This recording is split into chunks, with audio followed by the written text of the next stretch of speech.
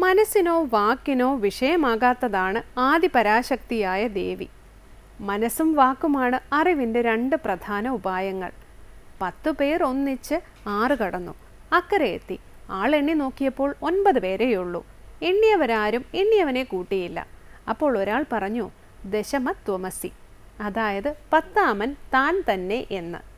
വാക്കുകൊണ്ട് അറിവുണ്ടാകുന്നതിനുള്ള പ്രസിദ്ധമായ ഉദാഹരണമായാണ് ഇതിനെ കരുതിപ്പോരുന്നത്.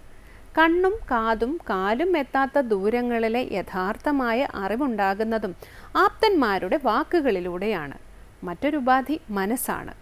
കേട്ടറിഞ്ഞും വായിച്ചറിഞ്ഞതുമായ കാര്യങ്ങളെ മനസ്സ് അപഗ്രഥിച്ച് ആവർത്തിച്ച് ചിന്തിച്ചാണ് പുതിയ അറിവുകൾ രൂപപ്പെടുത്തുന്നത്. ഈ ഉപാധികളൊന്നും പ്രപഞ്ചനാഥയായ ദേവിയെ ഉൾക്കൊള്ളാൻ പര്യാപ്തമല്ല. മനസ്സിനെയും വാക്കിനെയും പ്രകാശിപ്പിക്കുന്ന ദേവിയെ പ്രകാശിപ്പിക്കാൻ അവ അശക്തങ്ങളാണ്. വൈദ്യുതി ബൾബിനെ പ്രകാശിപ്പിക്കുന്നു, എന്നാൽ വൈദ്യുതിയെ പ്രകാശിപ്പിക്കാൻ ബൾബ് അശക്തമാണ്. ചിത്തത്തിലെ സ്പന്ദനങ്ങളാണ് മനസ്സും വാക്കും.